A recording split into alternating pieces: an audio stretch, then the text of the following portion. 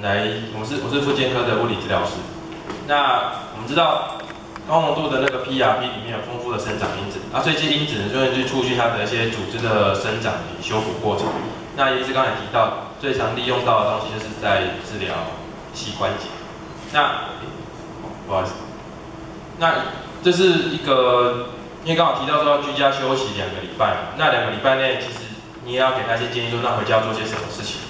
那这是大概2个礼拜的一些流程啊。那其实，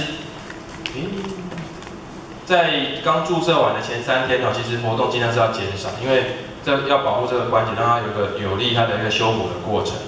然后这个时候啊，我们还是有一些行走的需求。那行走需求的时候，我们就可以利用一些护膝，或是说给它一些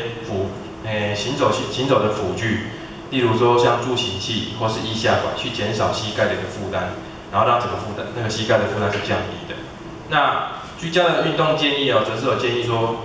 你可以在一个不痛的范围内稍微去活动一下膝盖，也是帮助一些血液循环。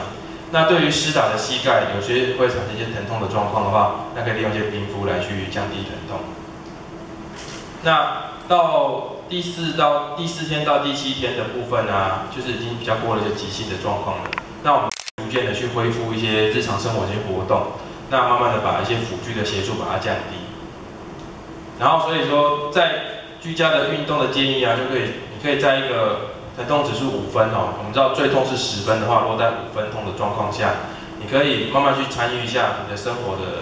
日常生活的状况，比如说走路，或者是简单一些爬楼梯，但是还是要有一些辅具啦。然后你可以做一些运动，包括下面这边就是你可以在平躺的状况下去弯曲跟伸直你的膝盖，然后一样就是利用这个指标去告诉自己说角度不要太大。那要维持这个记忆的话，你可以利用把一个毛巾卷放在膝盖下面，然后让膝盖去压平这个毛巾卷的话，你的大腿的前侧的肌肉就会做一个用力的动作。那反过来，如果把脚后跟去压住你的床的时候，腿后肌群也会做一些简单的一些收缩。那这个部分都是一些维持肌力的部分。那如果说到第2个礼拜的时候，其实运动已经可以，简单运动已经可以被允许了。在行走时候承重呢，就可以试着去承到100%的重量。那居家的活动，除了刚刚所讲的一些股四头肌的收缩、膝盖弯曲跟伸直、腿后肌群，然后你可以去建立一些上面一点的肌肉，比如说你可以练一些直抬腿的运动，去训练你的整只脚的肌力，还有一个侧抬的动作，去练一些外侧的一些肌肉力量。那所有的